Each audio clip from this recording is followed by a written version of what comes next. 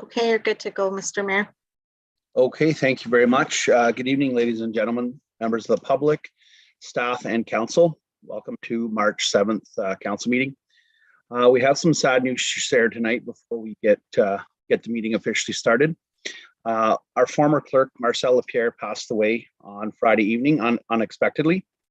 Marcel was fiercely dedicated to his family, his friends, and the township. He started his municipal career with Charlottenburg Township as the clerk and was promoted to the position of administrator and coordinator and served for 3 decades. He was the first administrator and coordinator for the Township of South Glengarry and guided the township through the amalgamation progress in 1998 and oversaw the management and response to the 1998 ice storm. As one of his first responsibilities with the newly formed township, Marcel still worked after retirement in MPP McDonnell's office and was active in the Lions Club and was an avid golfer and curler. I'd like to ask everyone to take a moment of silence to remember Marcel, and we send our well wishes to his family.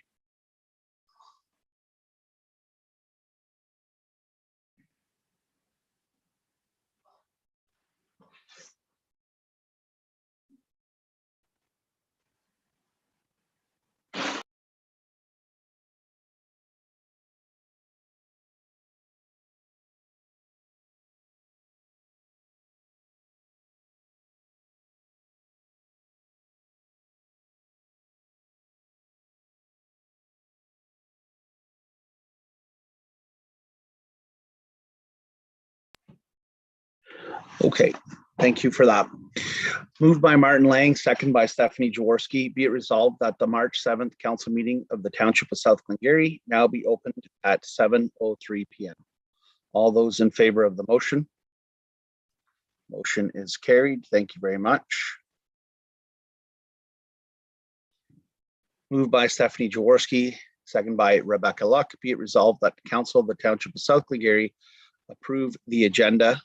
Oh, I apologize here.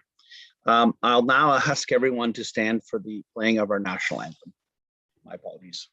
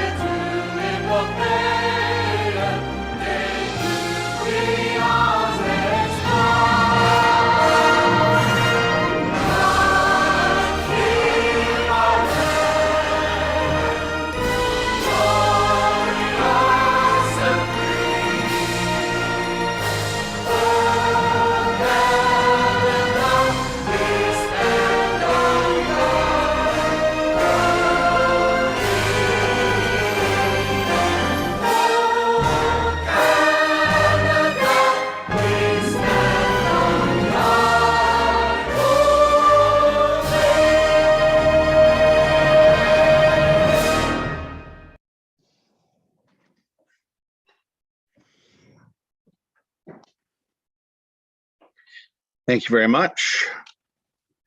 Item number 3, approval of the agenda. Are there any additions, deletions, amendments? Madam Clerk? Through you, Mr. Mayor, we have several items that have been requested to be moved from information only and committee reports into other business for discussion.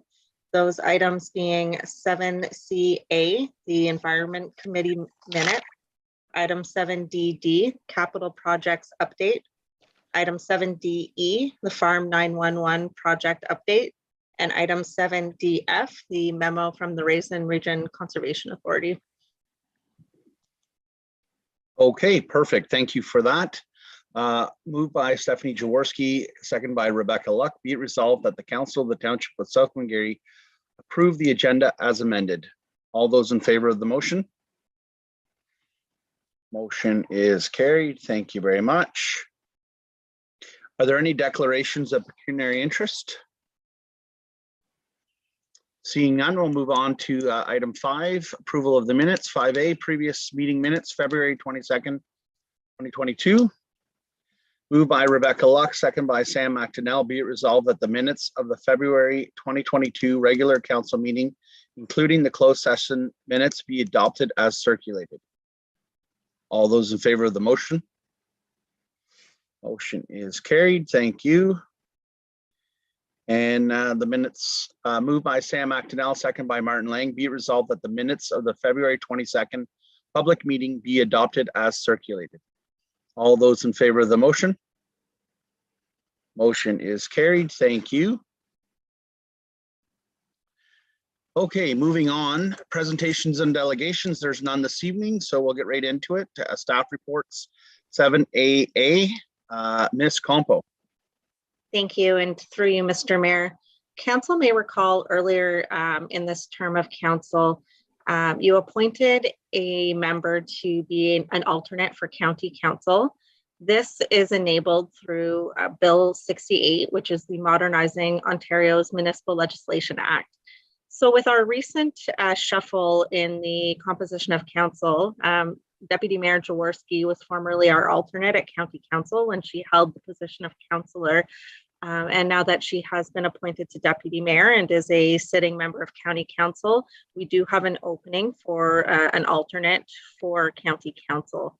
So pursuant to the bylaw that we passed earlier in this term, we previously identified the way that we would make this appointment is to go down the list of council members by number of vote. So if we continue with that same process, the alternate vacancy would be offered to Councillor Lang. And should he accept, the bylaw is attached to this report this evening. Okay, questions or comments? I think this is great. In fact, I unexpectedly had to miss the last county council meeting due to a family emergency, and it would have been good to been able to fill my spot. So I'm glad that it's on the agenda for today. Councillor Lang, do you accept being the alternate? Yes, I'd be happy to. Okay, any other questions or comments? Seeing none, moved by Sam McDonnell, second by Stephanie Jaworski. Be it resolved that staff report 26-2022 be received, and that bylaw 18-2022 being a bylaw to appoint Councillor Martin Lang as an alternate member to United Counties of Stormont, Dundas, and Glengarry Council be read a first, second, and third time, passed, signed, and sealed in open council this 7th day of March 2022. All those in favor of the motion? Motion is carried. Thank you very much, Mr. Lang. And I hopefully you'll have a chance before the term is up to see what county council is all about. Moving on to staff report 7AB, amended alternate voting methods. Ms. Compo. Thank you, and through you, Mr. Mayor. In November, Council passed a bylaw to authorize alternative voting methods for the upcoming 2022 municipal election, that being voting by internet and telephone. Now that we are in the election year, the Ministry of Municipal Affairs and Housing will often send newsletters and information bulletins to the clerks just with some information on elections and the Municipal Elections Act. And it recently was brought to my attention through one of these communications that when a municipality passes a bylaw authorizing alternative voting methods, if you intend to utilize those voting methods for advanced voting, that has to be included in the bylaw to authorize alternative voting methods for any advanced voting days. And historically, we do offer advanced voting days the Wednesday to Sunday before voting day.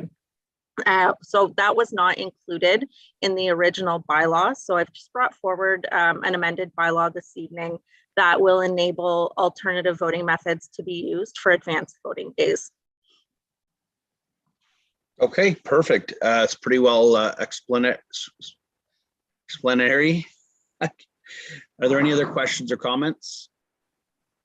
Seeing none, moved by Martin Lang, second by Rebecca Luck. Be it resolved that staff report 27-2022 be received, and that bylaw 19-2022, being a bylaw to authorize alternate voting methods for the 2022 municipal and school board elections, be read a first, second, and third time, passed, signed, and sealed this open council the 7th day of March 2022.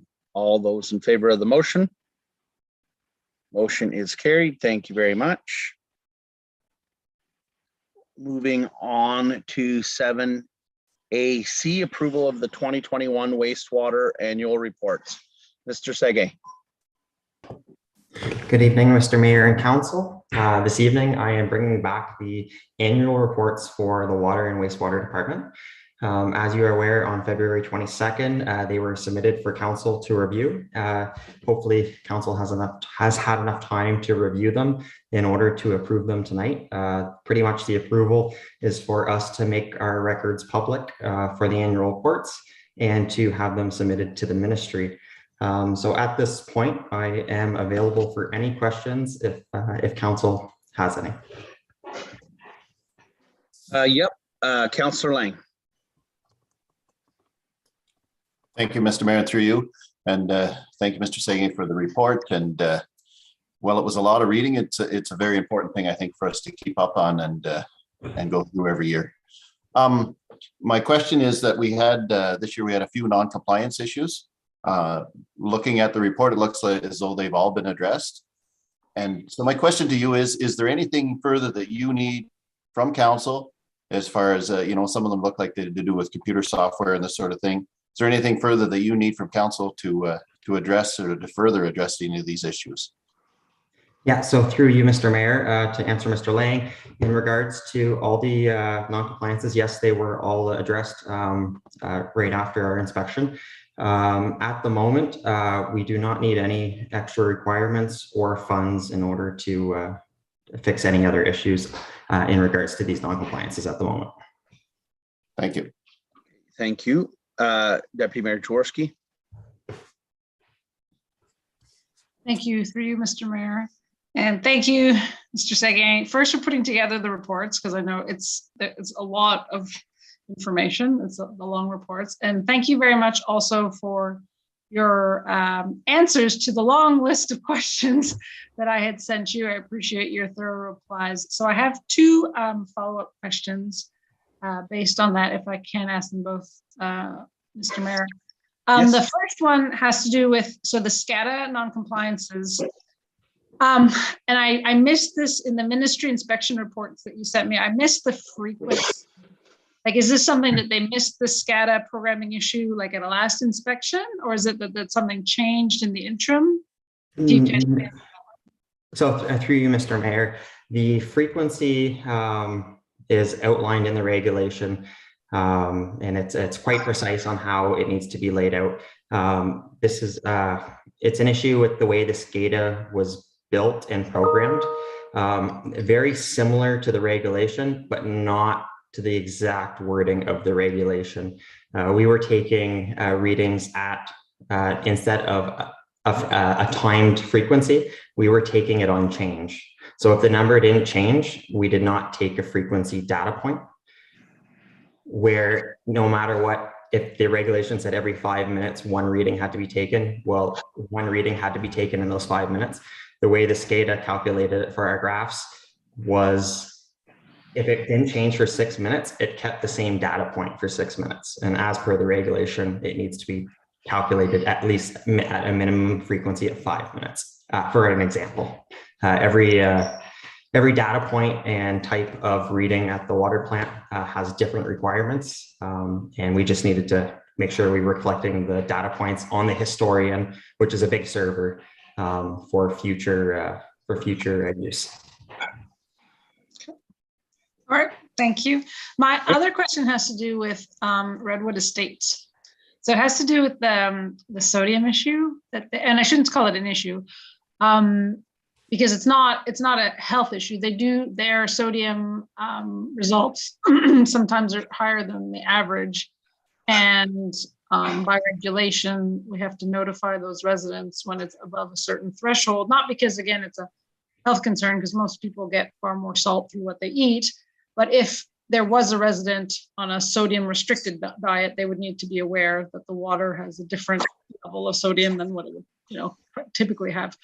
So where I'm going with this question is, because this is not like, this is sort of a historical thing there. Is there anything we could do in that water system to lower the sodium values or even them out? I mean, I don't have a sense of what that would cost. I'm just curious, if you have some sort of high level information, it may be something, considering how many residents are on it, it might be something worth looking at perhaps. So I'm curious to your insight on that. Yeah, so through you, Mr. Mayor, there are options for other types of treatment in order to treat for sodium. They are fairly costly, and that's why we don't see them. I think probably the best way would be to treat it inside the homes with reverse osmosis systems. In order to install a reverse osmosis system inside the water treatment plant, I do believe would be fairly costly. Obviously, I don't have those numbers, but I can definitely look into that in the future. But overall, there are treatment methods out there. So yes, to answer your question. If you can get like a back of the envelope type of idea, just to satisfy my curiosity, it would be interesting to know. Thank you. Okay, great. Dylan, I wanted to ask you how we're making out with investigating the water loss in Glen Walter. Just looking for an update while I've got you. Do you have anything to update council on? If I may, Mr. Mayor, field that one. Yes, absolutely. Excellent. So Mr. Sege and I, through you, Mr. Mayor, have been talking a bit about this over the past month. And when the tax mailers went out this year, they included this little flyer, which one of the items is water meter service, notifying residents with township water meters that we do maintain them and that we will be doing service calls this year. So we're hoping that will be kind of one step towards identifying where we may or may not be losing water, and also where we may be getting extra water ingressing into and correct me, Mr. Sege, if I mess this one up, but ingressing into our water or our wastewater treatment. So kind of a twofold. Mm-hmm. And we hope I can actually commit to having an info report with our plan of action for our next council meeting. We just weren't quite ready for tonight. That would be wonderful. I really appreciate that. And I read that brochure word for word, and it was very useful information on it. So thank you, staff, for putting that together. Great. Are there any other questions? Yep. Councillor Luck. Thank you. And through you, Mr. Mayor. Dylan, I'm not sure if this is a question for you or for Ms. McDonald, but for our water quality, when the system goes below the 20 psi that's recommended, I believe it's and you can correct me if I'm wrong, but it's through the ministry that has the standard to release a boil advisory notice. Is there anything that's I guess like some form of communication with the public, because all they see is, boil advisory notice, and there's probably a level of concern, even though it might just be like a little dip in the system. Do we have anything in place to kind of rein back the alarm systems that are kind of going through the public? So through you, Mr. Mayor, there is two differences. One is a boil water, one is a precautionary boil water. At the end of the day, we take the same steps on the water treatment side. So if it's a boil water or precautionary, we do the same thing. It's just in the wording. And it doesn't directly come from the ministry themselves. It's the Eastern Ontario Health Unit who calls the boil water or a precautionary boil water. We as operators also have that opportunity to step ahead and also call the boil water if we deem necessary.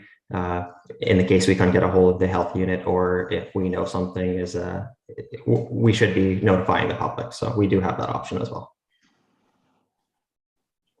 Okay, great. Thanks for that. Any other questions or comments? Seeing none, thanks again for your work, Dylan, on this file. It's always a big one every year. Moved by Rebecca Luck, second by Stephanie Jaworski. Be it resolved that staff report 28-2022 be received and that the Council of the Township of South Glengarry acknowledge receipt of the 2021 annual reports for Redwood Estates, Lancaster and Glen Walter water treatment plants and the Lancaster, Green Valley and Glen Walter sewage treatment plants. All those in favor of the motion? Motion is carried. Thank you very much. Moving on to 7, apologies here, 7AD, Procurement 09-2022. Ms. McDonald.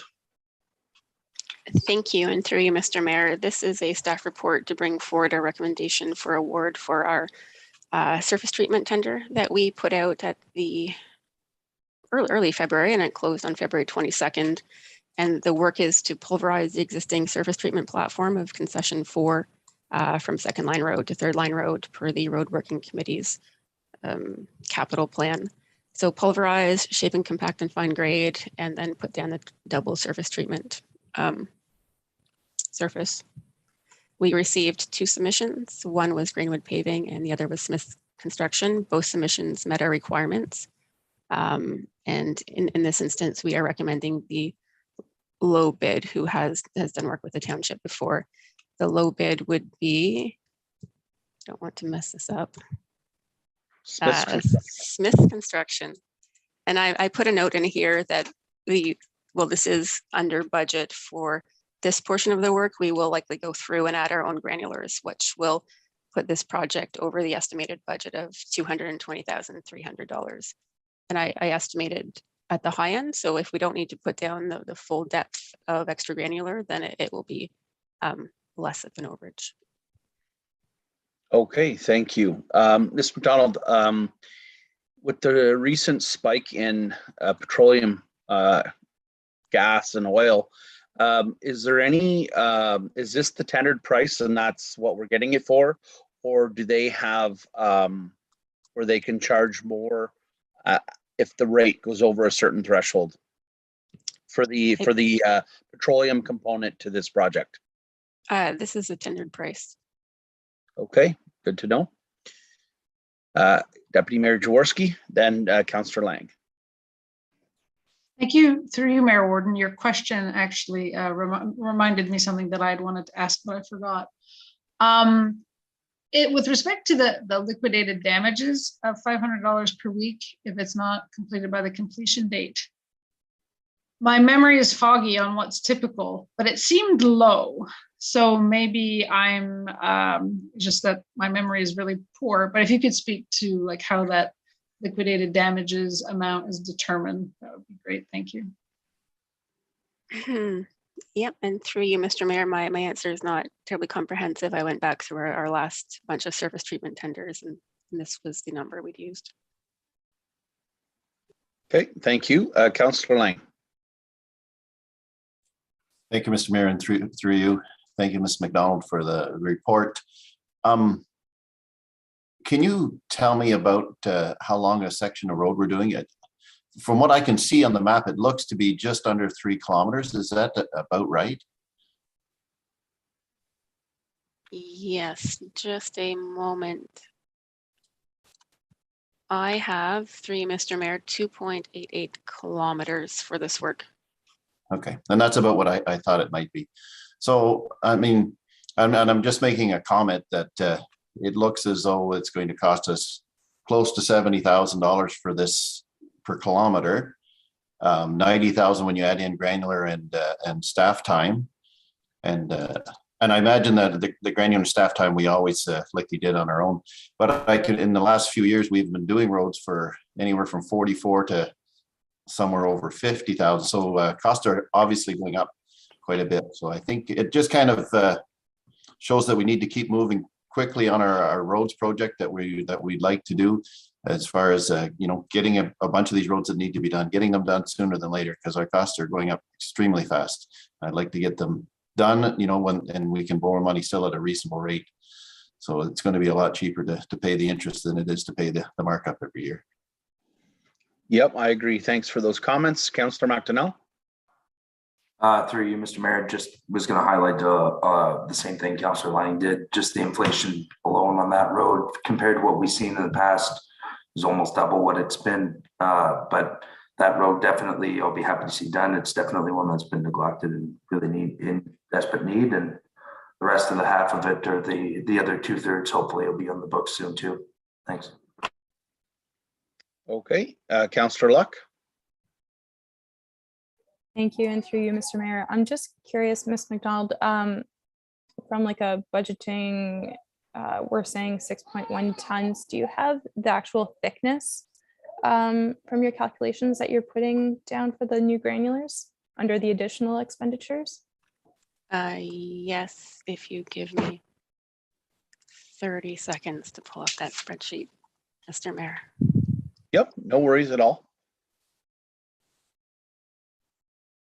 It's always good to have this information.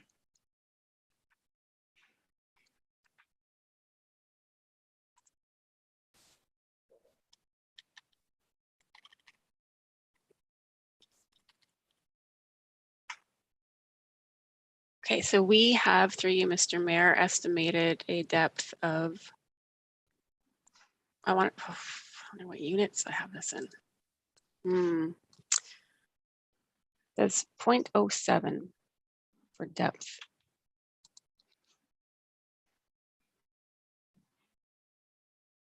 Nope, 0.15. So that would be 15 centimeters. Is that roughly 4 to 6 inches? Sorry, I'm not terribly good with my imperial to metric conversion. Are you satisfied with the answer, Councillor Luck? Thank you. Yes, and don't worry, I work in metric as well, so that's perfect. Thank you. You're welcome. If I may add, as we pulverize the road, some of that like materials that we're pulverizing will naturally add to that 15 centimeters. So we likely won't have to add a full 15, but what I've included in the budget is if something goes terribly wrong and we do have to put a full 15 of our own granular.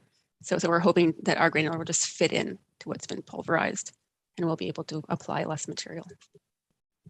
Yep, I have a quick question and then Ms. McDonald, so this road here, like all the culverts are good? Like we're going to be we're doing the, the road work now on the top. What's the quality of the below the road? Culverts and whatnot. Like we're going ahead like a year before or two before checking our culverts in anticipation. Because I've seen a fresh culvert. I mean, I've seen a fresh road of asphalt get dug up the next summer because the culvert failed. Mm-hmm. So I'm just curious to know. No, so through you, Mr. Mayor, I don't believe we've gone out and inspected, but this April, once April, May, we're going out to check out a bunch of culverts and this section will be on the list. And if we need to, we can line them in advance of the work. Okay, and we're going to be putting in a system that, just like our asset management for roads, that there'll be something for culverts so that we're, it's in advance of road work. Correct, Mr. Mayor. So moving forward, and the Roads Working Committee has set some of this up, but we'll be taking a look at, I believe it's McGillivray and Heron this year to get it in advance of next year. And similarly with like our geotechnical work, we're trying to roll ahead 1 or 2 years in advance so we know what's upcoming and can budget appropriately. Thank you kindly. Councillor Lang, I seen you had your hand up. Thank you, Mr. Mayor. Through you, yes. Ms. McDonald just mentioned what I was just going to say that, may not have been done perfectly in the past, but with the Roads Working Committee is very aware of the fact that these things need to be looked at ahead of time so that we're not, and I think Ms. McDonald is on top of it from here on out, but we definitely are looking at culverts and drainage ahead of time. Good stuff. Councillor McDonnell. Through you, Mr. Mayor, I'll just reiterate a bit of what Councillor Lang said. Yeah, we've been very proactive, I think, within the committee to be sure it's advised and that it is a priority before a road's done. And just on that section of road, I'm very familiar with it. I think there is only one main drain coming underneath it. So as far as culverts, I think there is only one on that section of 2.8. Okay, and that's the county section of that road, I believe, that bridge? The borderline be right by the three-way intersection there. Oh, okay, further east. Yep. Okay, good discussion. Any other questions or comments? Seeing none, moved by Stephanie Jaworski, second by Martin Lang. Be it resolved that staff report 29-2022 be received, and that the Council of the Township of South Glengarry award procurement number 09-2022 for the supply and placement of surface treatment to Smith's Construction in accordance with their procurement submissions of $200,107.60 plus HST, and furthermore that the mayor and clerk be authorized to sign all appropriate documents. All those in favor of the motion? Motion is carried. Thank you very much. Moving on to 7A E, tiered response medical agreement. Chief Robertson. Good evening, Council, and through you, Mr. Mayor. South Glengarry Fire Services provide medical response as part of the various services that we provide to our community, our residents and visitors. Tiered response agreements are set up for certain medical responses to provide additional first responders, predominantly police and fire services, to assist paramedics with their response to various criteria of medical emergencies. Our former tiered response agreement lapsed in 2019. It wasn't renewed at that time, mainly because we stepped aside from medical responses during the COVID, early stages of the COVID pandemic. Paramedic services and fire and police were all in understanding that we should resume at this point. Fire services are fully capable and equipped to do so. So tiered response agreements do fall under legislation and bylaws that we have in South Glengarry, that predominantly being the establishing and regulating bylaw for the fire service. So the call types that we would respond to under this type of an agreement they're listed in the report, but generally what they are lights and sirens or life-threatening responses where paramedics feel that fire services can be of value to the either to assist paramedics or to stabilize an incident prior to paramedics' arrival. So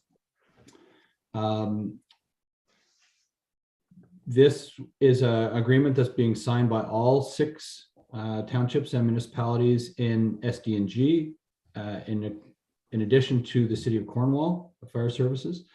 So it's a very common agreement. The criteria are all common, which greatly reduces some of the issues that happen with paramedic dispatch when we have different response criteria individually. So going about it as a group makes it much simpler. So as far as impact on the budget, these responses are encapsulated in our standard operating budgets. So just for labor and operations.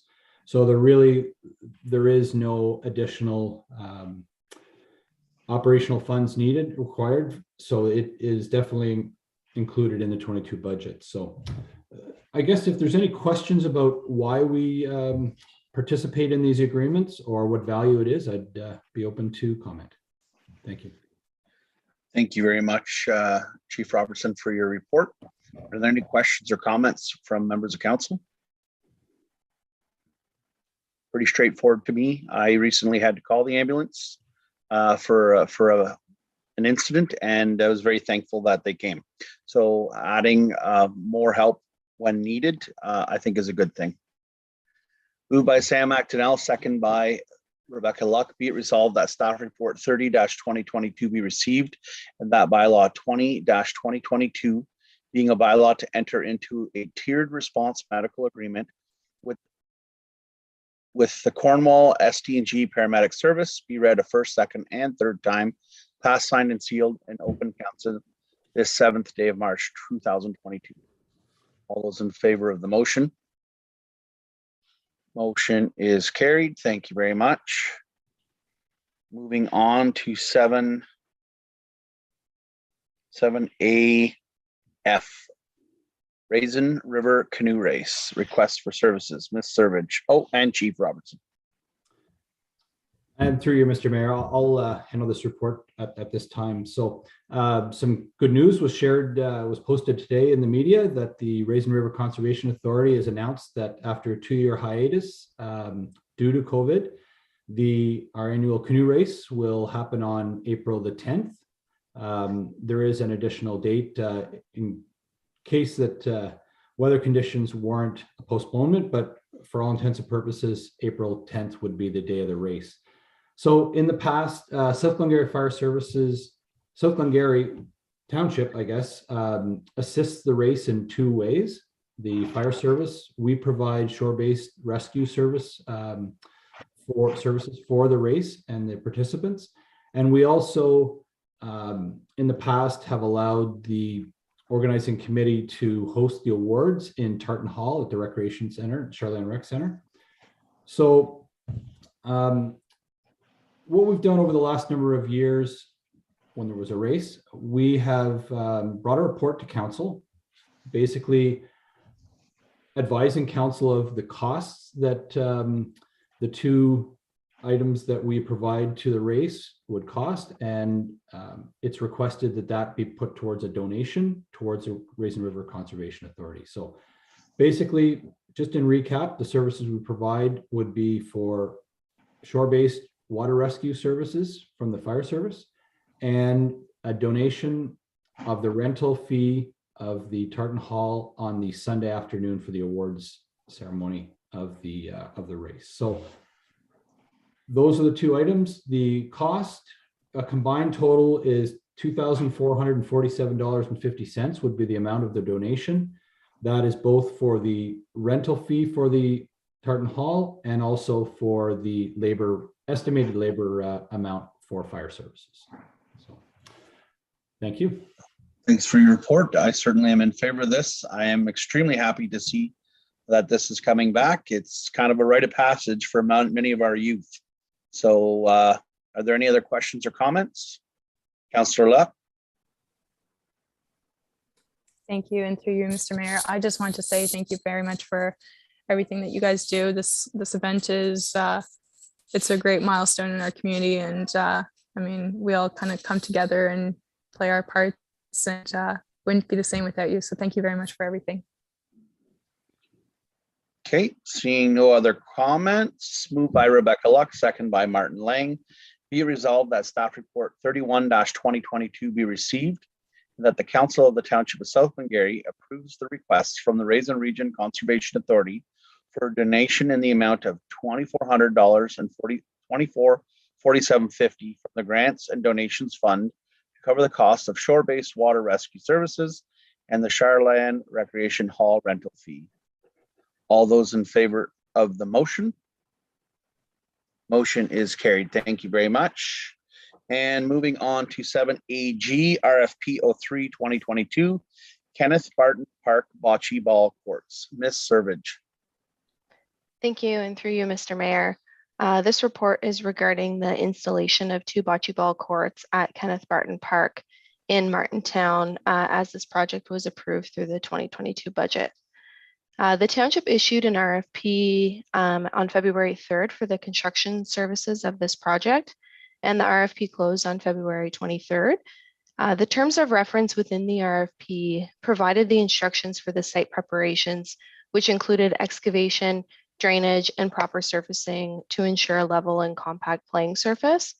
The court specifications included perimeter walls made of pressure-treated timbers and 1.5 inch of final surfacing materials, which can be sand, decomposed granite material, or stir blend.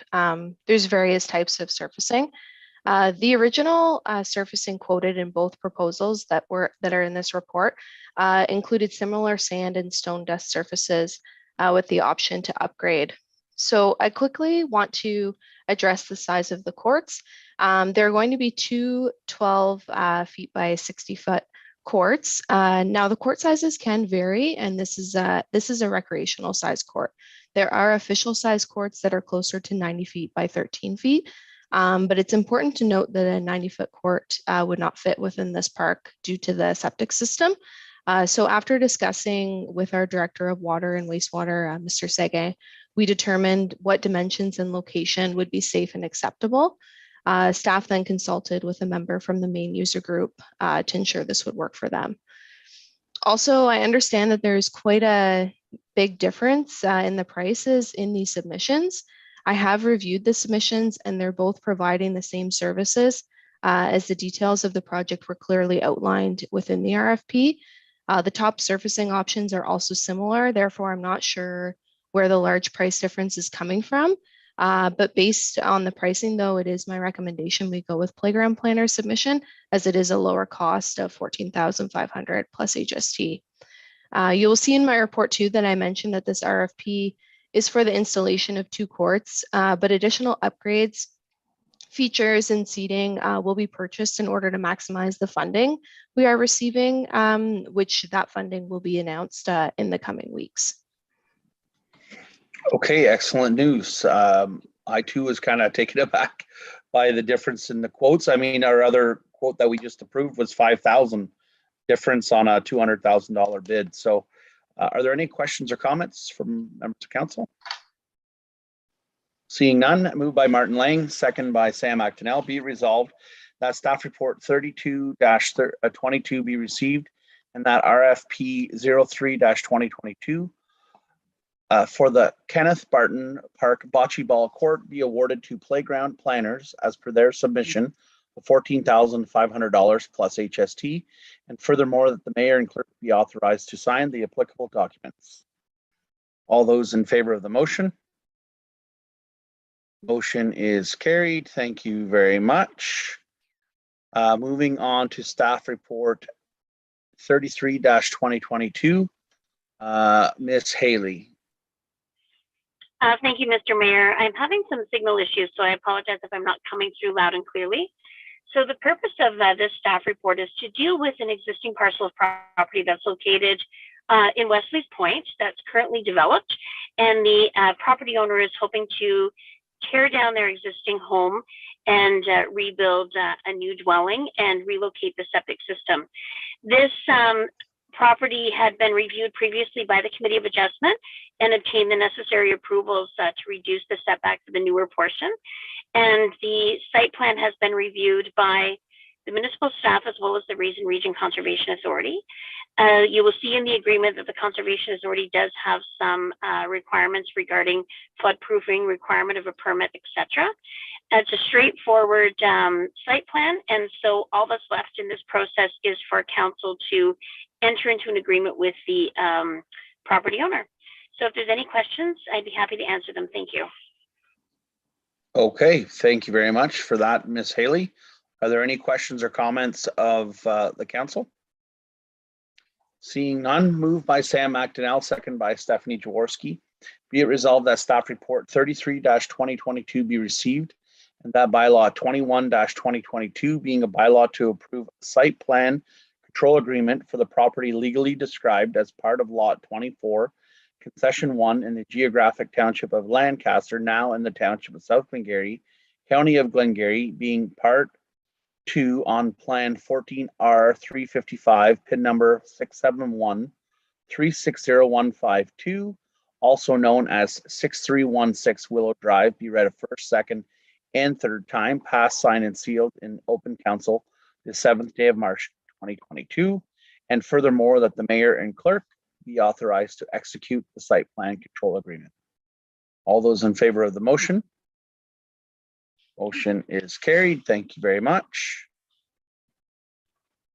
And moving on to other business, 7BA, return to in-person council meetings. Ms. Campo. Thank you, and through you, Mr. Mayor.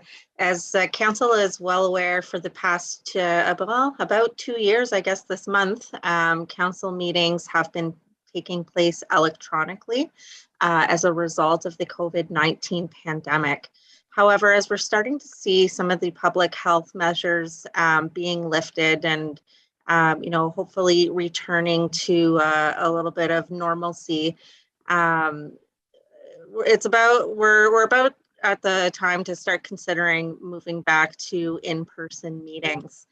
One thing I do want to touch on before council has any discussion on the report, and this is outlined in the report, something that's a little bit unique for our council in considering and going back to in-person, and why I think maybe we've held off a little longer than some other municipalities is due to the significant renovation project that took place at our municipal office in 2021.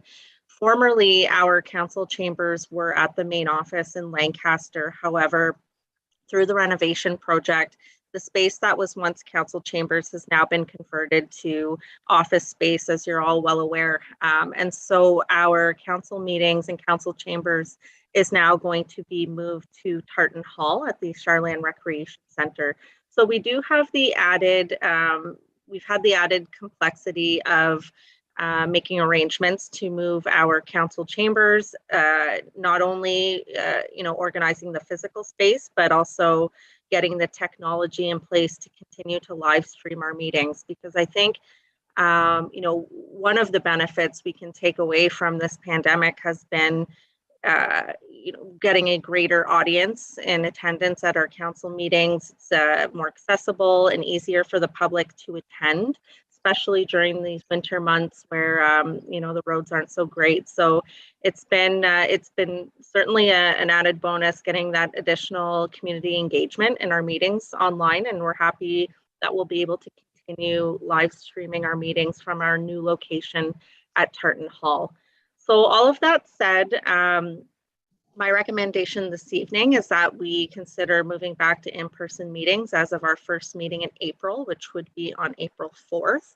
However, that's certainly at council's discretion, and I welcome your feedback this evening. Okay, thank you very much, Ms. Campo, for your report. A couple of questions that I have. I want to be able, are we able to maintain the flexibility? So if one of our members is sick with a cold, but they're not like down for the count, I certainly don't want them coming to council chambers, and I certainly don't want them to be excluded from the meeting. So, are we going to be able to be flexible with that? Because let's be honest, I feel like our council has done well with Zoom. I feel like we have operated as if we were in person, but I feel like moving forward, I want to make sure that whatever we adopt or whatever changes we make, that it's going to be able to remain flexible. So through you, Mr. Mayor, in 2020, council passed a bylaw amending our procedural bylaw, and that amendment is essentially enables electronic participation in meetings, and that's not limited to COVID restrictions. So with that amendment still in place, council has not repealed that bylaw. So as it stands, our procedural bylaw has been amended to allow electronic participation. I would suggest at some point in the next couple of months, probably bringing forward either another amendment or reviewing the bylaw entirely to get a little bit more in the weeds on that electronic participation, because right now it's very broad and just it allows for it enables it, but I might want to consider adding provisions that if Tartan Hall is unavailable for say a special meeting, that we can hold we can still hold entirely electronic meetings, for example. But as it stands right now, let's just say one member is unable to attend, they are permitted to participate electronically. Okay, and staff will have that technology's there now, like you guys will have, staff will have that ready to roll should that arise? Yes, we've been working with our IT support from the counties to get the technology set up for the in-person meetings. We'll certainly factor that in as well when we do have the technology set up, so we'll be ready for hopefully whatever comes. Okay, Great. Are there any questions? Deputy Mayor Jaworski, then Councillor McDonnell. Thank you, through you, Mayor Warden. I wanted to just echo what Mayor Warden said about maintaining that flexibility, and that's fantastic to hear that that is still an option. And I'm thinking, like, for the next term of council, depending on what the makeup of that council is, having that flexibility could perhaps allow more people, to consider being on council. Because if someone knows that for whatever reason, maybe they have a health issue that causes them to have to be away at a certain frequency, they can still participate electronically, not every time, but, or if they're afflicted with some sort of more major health, an unforeseen health issue, again, that could be allow them to continue and be part of council. So thank you for that. I'm glad to hear that is for them, that's how things are for the moment. My question though was about committees. What is there like a plan when it comes to committee meetings yet in terms of in-person or virtual or Tartan Hall? Just curious if staff has put any thought towards that yet. Thank you. And through you, Mr. Mayor, essentially committees follow the same rules per se as council. So committees fall under the same procedural bylaw laid out for council, unless it's, something is otherwise stated in the terms of reference. So I think there's that flexibility for committees. I can think of a couple off the top of my head that maybe it may be preferable to them to continue to operate electronically. However, once we have gone back to in-person meetings, I think it would depend from committee to committee, but they do have that same flexibility. Okay, great. Thanks for that. Councillor McDonnell. Through you, Mr. Mayor. No, I was just going to highlight, I think, the importance of being sure that maybe not leave it to the point where it can be abused, maybe by a member of a committee or of council, but for sure, definitely, I appreciate the flexibility as I've had to use it before, and it's come in very handy. Or when we were virtual, it was easy to be able to do it from where you were. Especially Councillor Lang knows when you're in the business we are in the springtime, it is often hard to sneak away from work whenever you're in the middle of it. So being able to run in and do it from home or from work is easy. I guess the other question I had was already answered by Ms. Calvo, just in event of what happened at our last council meeting where we had a severe ice storm. It'd be nice to be able to flip that entire meeting, given 8 hours kind of notice. We could flip it all over to virtual. It's nice to see that you've already thought that. Thank you. Okay, I see Mr. Mills, CEO Mills.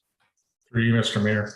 To the point of council and staff members engaging in meetings remotely, I want to remind council we also have a number of consultant reports, and they don't necessarily live in or near South Glengarry, and there's an added cost to that for the municipality as well if we have a consultant come in from Kingston or Toronto or otherwise. So it's a benefit to the municipality as well to be able to do that. It lowers the cost, but also we can engage perhaps expertise that is well outside our municipality. That's a very good point, CEO Mills. I look forward to a further discussion, Madam Clerk, once we get back to in person. But I do think that before we get too far comfortable back into the going back in person, I think it would be wise for us to sit down and have a wholesome discussion and put something in place for moving forward. Absolutely. All righty, that's good conversation. So I don't have a resolution on that one. So we'll move on to the next one. 7B 2022 grants and donations requests. Mr. Hudson.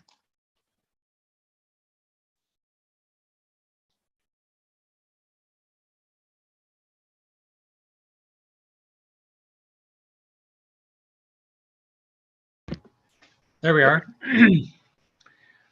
Just this was a minor point that as I worked my way into the new finance role, as I went through files, I was having some difficulty bringing things together with respect to donations. So I went through a number of them, and I thought it would be very useful if council had a sort of a preview of what I see is on record.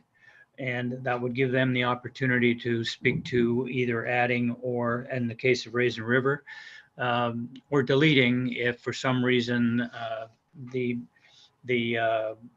application was felt to be inappropriate or too much. And it allows me to consolidate it in one place. There's a few points I'd like to make. If you look at Beyond 21 and the Cornwall Community Hospital, there's 3 consecutive years that those arrangements were entered into in 2020 for a 3-year period. So that will be the final period for those. Also, I don't know whether I overstepped my limit or not, but if you recall at the last meeting, there was a presentation from the hospital about doctor recruitment. And the request was for staff to consider whether there was enough room to make a reasonable donation to that program, which in essence required me to pull the whole thing together. And based on where we are at the moment, we have $15,000 of excess to award that hospital an amount. And for the sake of discussion, I put in $5,000, and that was a number that the doctor had talked about, I think, plus larger numbers, but I didn't want to get too aggressive. So that's where we are today. Any questions? Yeah, go ahead, Councillor Lang, then Deputy Mayor Jaworski. Thank you, Mr. Mayor, and through you. Thank you, Mr. Hudson, for the report. It's good to see this once in a while, just kind of see where we're at. I had a question about the last item, the Santa Claus Parade. And then if you notice down lower under other ones that it says other past grant groups, it says Williamstown Santa Claus Parade. Is that $1,000 for the Williamstown one, or is that for, sometimes I know Lancaster had put in a request for their Santa Claus Parade too, and maybe Martintown as well. Just because I'd gotten a letter that I'd forwarded on to Township and wanted to make sure that we were addressing the Williamstown one because they did ask for some funding. From you, through you, Mr. Mayor, that is the Williamstown request. All right, thank you. Okay. Thank you very much. Deputy Mayor Jaworski. I just wanted to thank Mr. Hudson for putting this together. It was very handy to see the 5-year history, and certainly I didn't think it was overstepping adding in the Glengarry Memorial Hospital request, because I think the feeling at the time was that that was definitely something we were interested in doing. So thank you for laying it all out all together. Thank you. Okay, a question I have for you, Mr. Hudson. So I see the South Glengarry Pipes and Drums, they're not receiving anything. Did they not request any funds this year? They have not formally requested that I could find. And I was of a mixed mind, and perhaps you can assist me on this one. It seemed odd that I might call up somebody from that organization and just advise them whether they'd like to make an application. Unfortunately, we are past the deadline specified in the policy. Okay. So but they have not, sorry. Yep. No, that's fine. So they have, so any of the ones that are blank have not sent anything in formally. That's correct. Okay, perfect. No, thank you for that. I was kind of surprised. I know for the Pipes and Drums, they've kind of had a 2-year hiatus with the restrictions, but it was very nice to see them at our Remembrance Day ceremony back in November. So no worries at all. Are there any other questions or comments? Seeing none, we'll continue on. 7CA.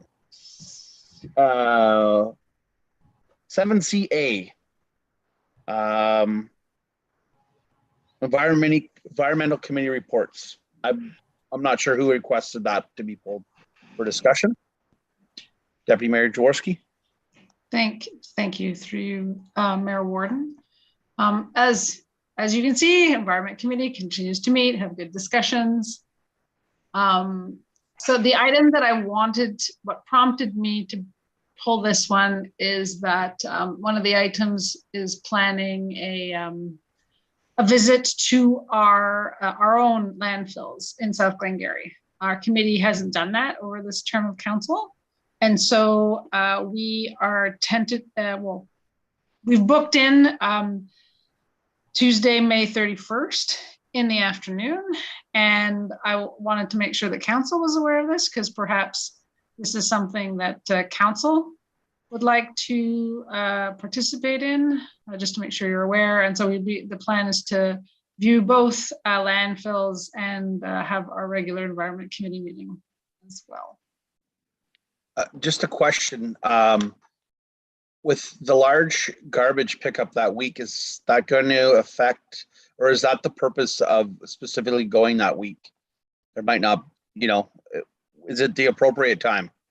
So Ms. McDonald and Ms. LeBrun were with us when we picked these dates. And so with that in mind, so unless there's been a change, that date was deemed suitable in those discussions. But it's a good point. Yep. Ms. McDonald, then Councillor Lang. If I may just add through you, Mr. Mayor, we'd hope that the Environment Committee could also see some of the leaf and yard waste pickup that would occur a week or two before that, before it gets chipped or moved around or whatnot. So that was part of the consideration also. Thank you. Okay, thank you very much. Thank you for bringing this forward. I'm happy to see that our Environment Committee continues to make headway with that stuff. Councillor Lang. Thank you, Mr. Mayor, through you.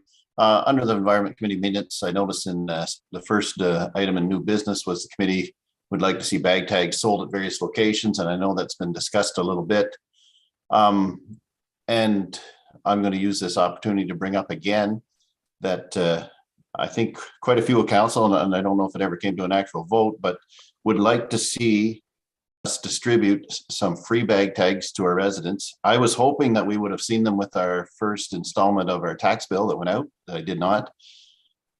I still think it's very important that we get some free bag tags out to the people, even if it's only 5. I don't care, whatever comes in a sheet that can be mailed easily, just so that they see what they're like, get a chance to use a few of them, get used to the idea. And, then if they decide they want to buy some more, they'll know how it works. And we'd kind of talked about this as to ease people into the fact that we're putting restrictions on the amount of garbage nowadays. So I'm still pushing for that, and I'm using this opportunity to try to sell it again. I think that's a fair comment. I'll go to CAO Mills, then to you, Deputy Mayor Jaworski. Mr. Mayor, thank you, Councillor Lang, for that. I'll review that with staff over the course of the next week. Another thing to keep in mind is the extra, for consideration, is the extra weeks where there's heavy, or the weeks where there's heavy pickup required. So if there's an extra 5 or 10 bags required, or to add 5 to 10 plus Christmas and a pickup over the summertime is considerably a lot more. So I'd like to put that back as a question, or for other comments through council, is if we're going to add double pickup or for 2 weeks, for example, over Christmas and extra over the summertime, are we better to do that rather than just 5 or 10 for each? And the other is the logistics of it with the mail out.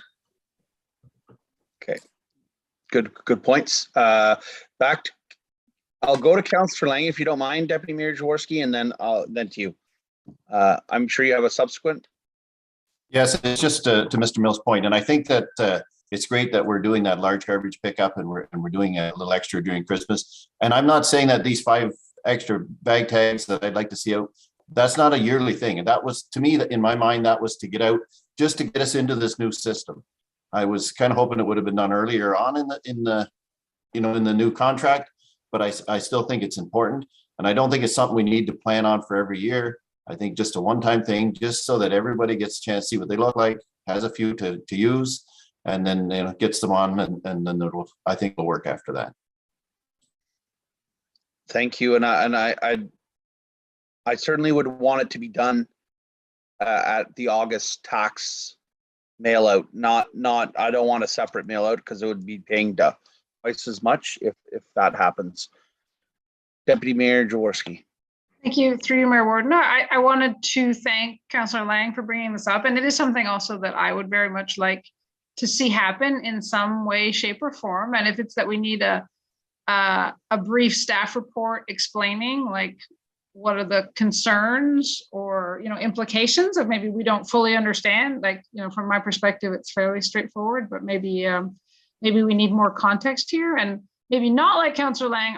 I would like to probably see something small annually in addition to those to the other two like heavy time periods that we suggested. But again, maybe I need more context to be able to understand the value of that. But this is something I'd like to have more information on at a minimum. And I would definitely like to see something this year.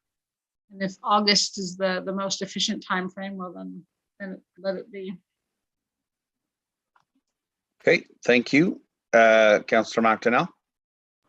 And then to you, CAO Mills. Through you, Mr. Mayor, just I'd agree with that as well. I don't know if the tax bills will be as easy, just given that we do have people, like myself included, where I would be the benefit of receiving, say, 2 letters of bag tags, whereas the people who live in one of my homes would not get them then. So maybe a pickup option would be another idea. As opposed to sending them out the tax bills for maybe select individuals getting them. And also just to factor in that all of our farm parcels are individually roll numbered and billed. So it could create a headache as far as separating parcels and such. So. Okay. CAO Mills. Feedback we require, Mr. Mayor. So we'll bring that back to you. Good, thank you. Good discussion. Any other questions, comments? Seeing none. Moving on to 7D.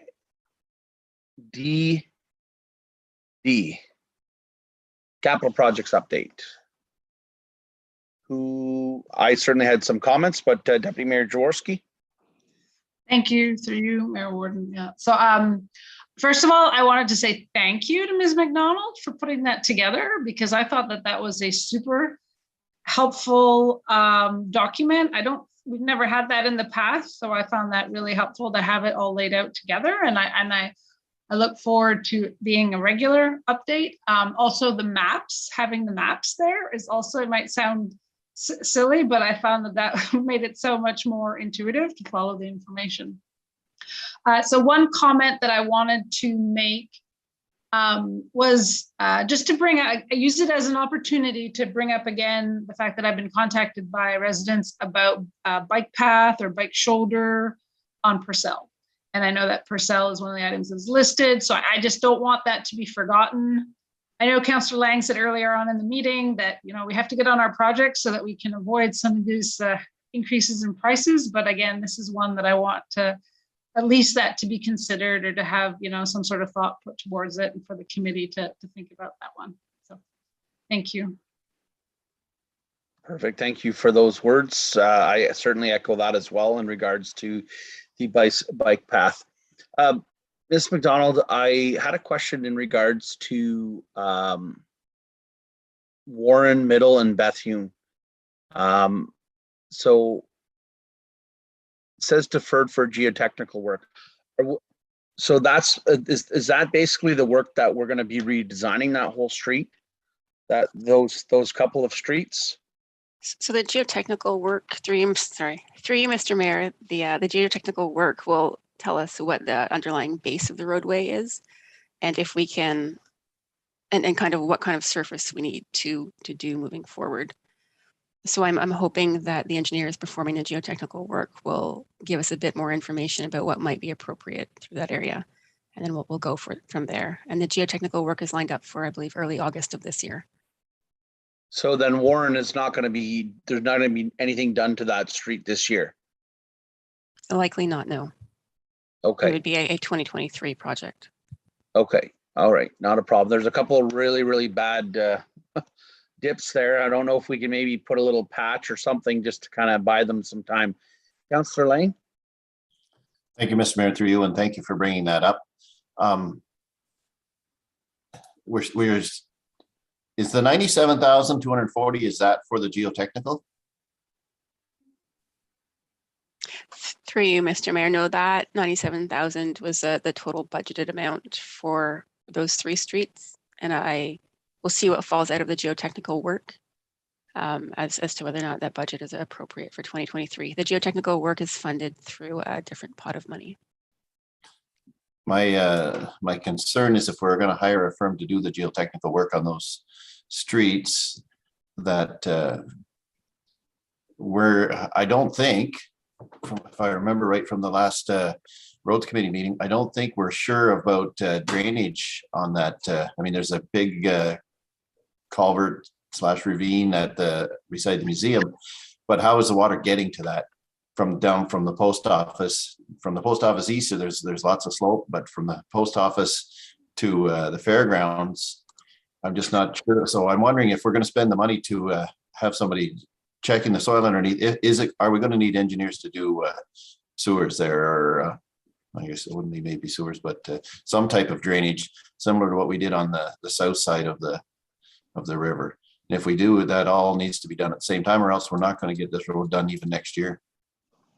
So through you, Mr. Mayor, I'm hoping that the geotech results will be in kind of late spring and will allow us to move on to whatever comes next. And we are aware that the drainage to that area is a big unknown, right? As we're not sure what's happening under Warren Street. We're not sure if we can find as-built from when it was built, showing us what's happening down there. It's really like a big question mark, which is why we're undertaking investigations in 2022.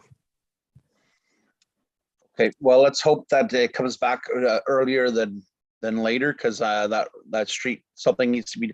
And Middle Street is just as bad as Warren. In fact, in the spring of the year, it looked like a cow path. So, anyways, okay, that's good.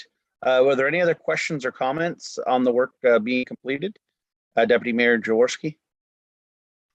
Sorry, this is just something that popped into my head while we were discussing it. That might like with Warren and the electric poles that are, you know, in the roadway. Is that the kind of, I mean, is it pie in the sky to think that some of that could be buried in in a conduit could be put in if there's road work being done, or is that crazy? Ms. McDonald. Through you, Mr. Mayor, I am not sure, but I'll note it and find out. Oh, I know. Since they were listed as being problematic that they're there, maybe there's a silver lining to doing road work there.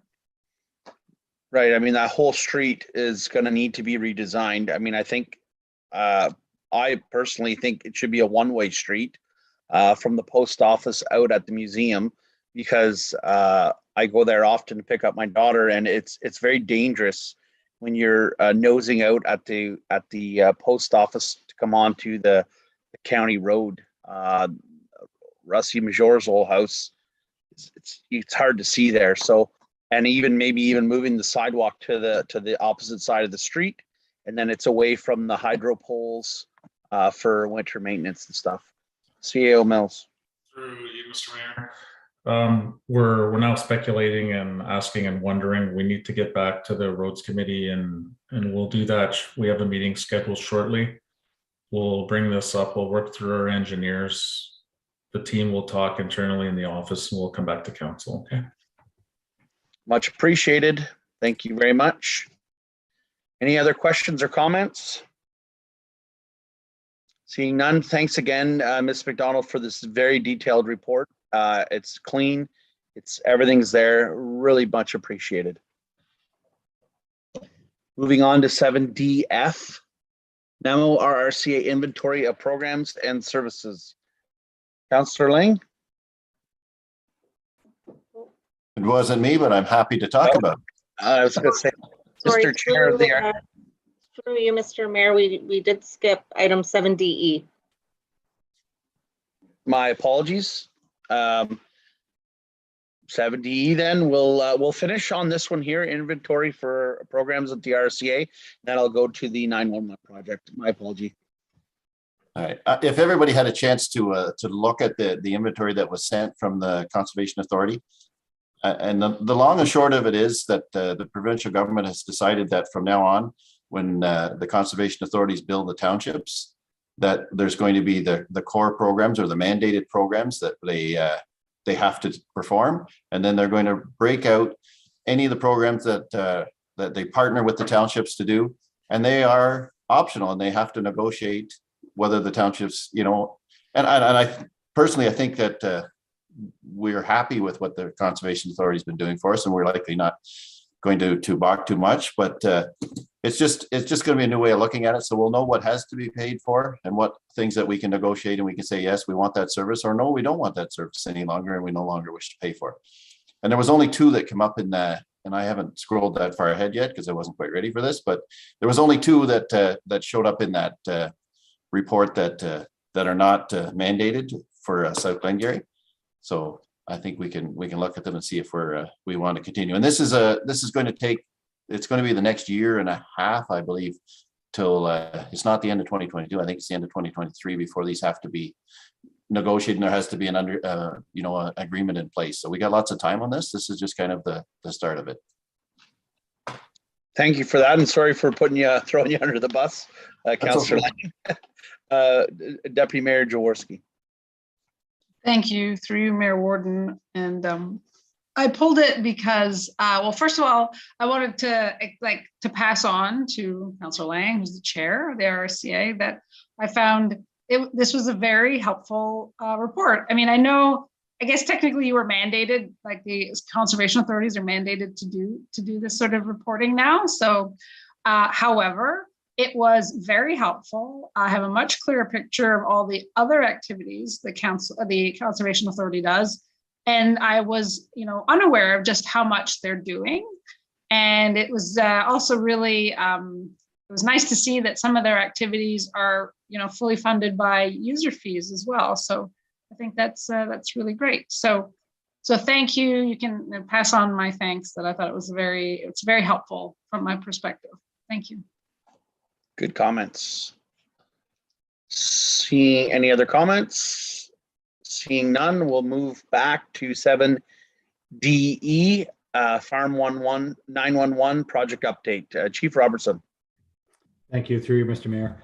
I felt it just important that we reach back to council to touch base on a project we started in 2020.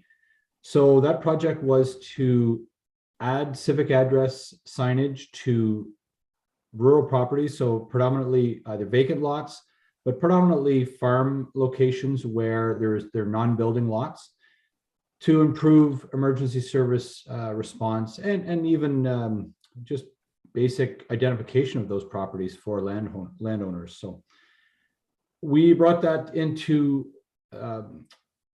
service in 2020, along with all the other lower tiers, and started on Dundas and Glengarry. At that time, County's Council provided a $5,000 grant to each municipality to assist us to subsidize in whichever way we so chose to implement the project. South Glengarry decided we would subsidize each sign set by an amount of 50%, sorry. To date, we've only spent about 20% of that donation. We've implemented 32 signs. We've had requests for 32 signs and sold them.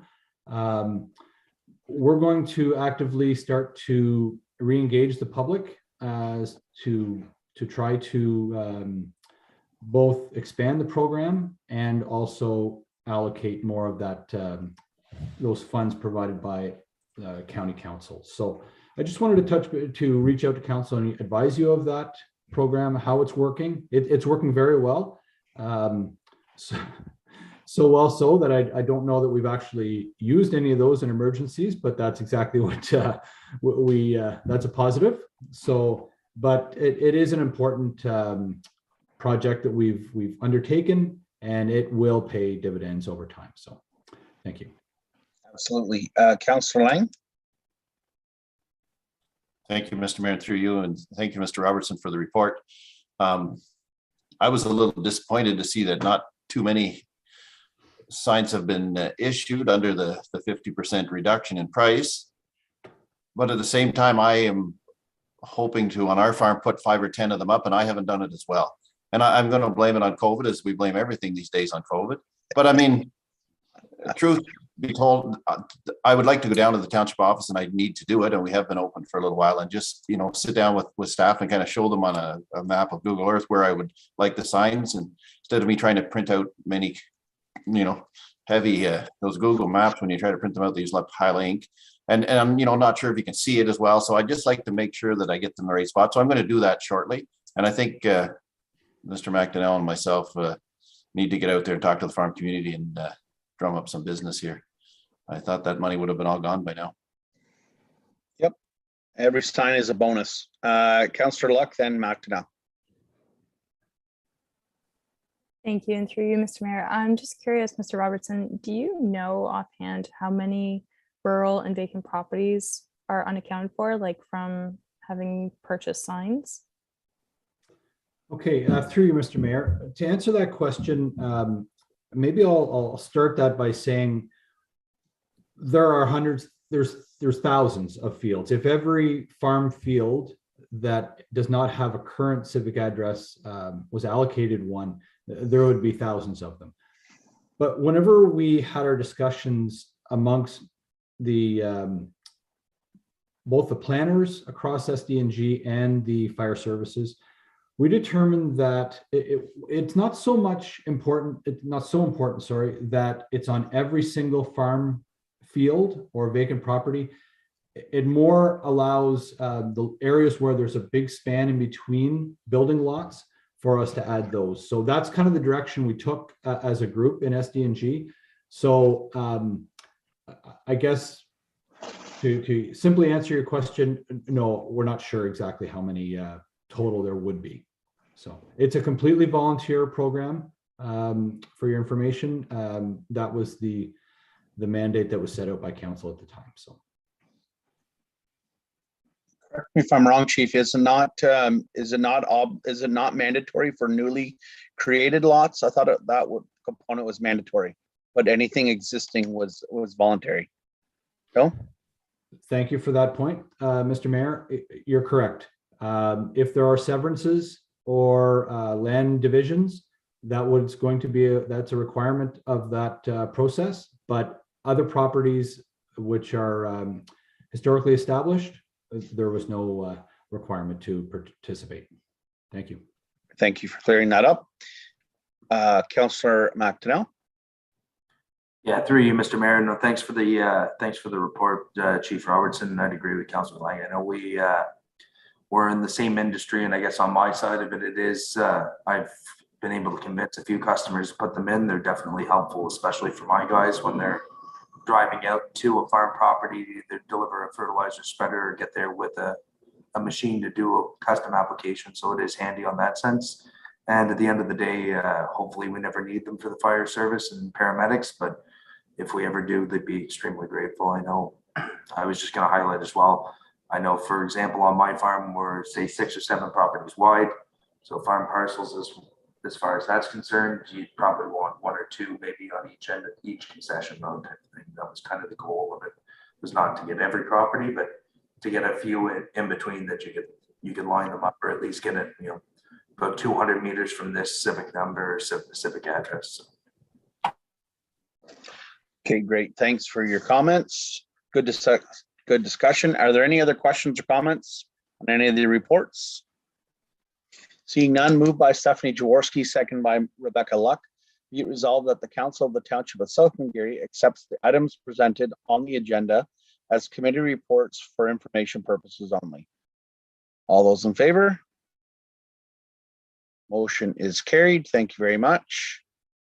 Moved by Rebecca Luck, second by Martin Lang. Be it resolved that the council convened to close session at 8:25 p.m. to discuss the following items under section 239(2) of the Municipal Act 2001. 2, a meeting or part of a meeting may be closed to the public if the subject matter being discussed is E, litigation or potential litigation, specifically claim against municipality.